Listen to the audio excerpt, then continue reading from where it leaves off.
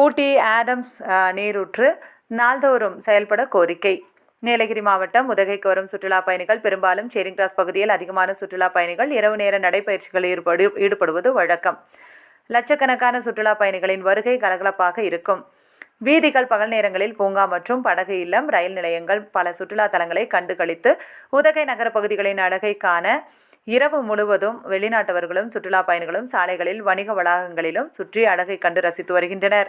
அதேபோல் சேரிங் கிராஸ் பகுதியில் அமைந்திருக்கும் ஆடம்ஸ் நீரூற்று பெயருக்கு விளக்குகள் மட்டும் ஒளிர்கின்றன. நீர் திறக்கப்படாமல் உள்ளது.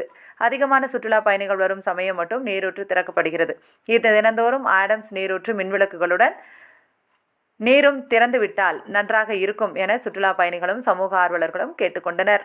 சேரிங் கிராஸ் பகுதியில் உள்ள ஒரு கடை உரிமையாளர் மற்றும் சமூக ஆர்வலர் ஆஷிக் ரகுமான் தெரிவிக்கையில், உதகை சேரிங் கிராஸ் பகுதியில் உள்ள புகழ்பெற்ற ஆடம்ஸ் நீரூற்று ஆங்கிலேயர் காலத்தில் 1886 கட்டப்பட்ட ஒரு வரலாற்று சிறப்புமிக்க சின்னமாகும். இது அப்போதைய கவர்னர் வில்லியம் பேட்ரிக் ஆடம் நினைவாக அமைக்கப்பட்டுள்ளது. தற்போது ஊட்டியின் முக்கிய அடையாளமாகவும் சுற்றுலா பயணிகளை கவரும் இடமாகவும் இந்த பாரம்பரிய நீரூற்று திகழ்கிறது. முக்கிய தகவல்கள். வரலாறு. வில்லியம் பேட்ரிக் ஆடம் கவர்னராக இருந்தபோது ஊட்டியில் காலமானார்.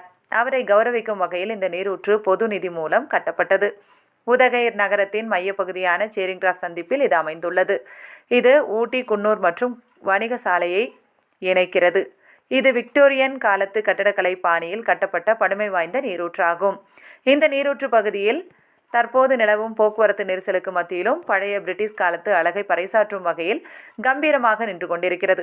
இந்த நீரூற்றை சுற்றுலா பயணிகளின் ஒரு ரசனை மிகுந்த இடமாக உள்ளதால் தினந்தோறும் இந்த நீரூற்றை மாலை 6 மணி முதல் இரவு 10 மணி வரை பயன்பாட்டிற்கு கொண்டு வர வேண்டும் என தெரிவித்தார்.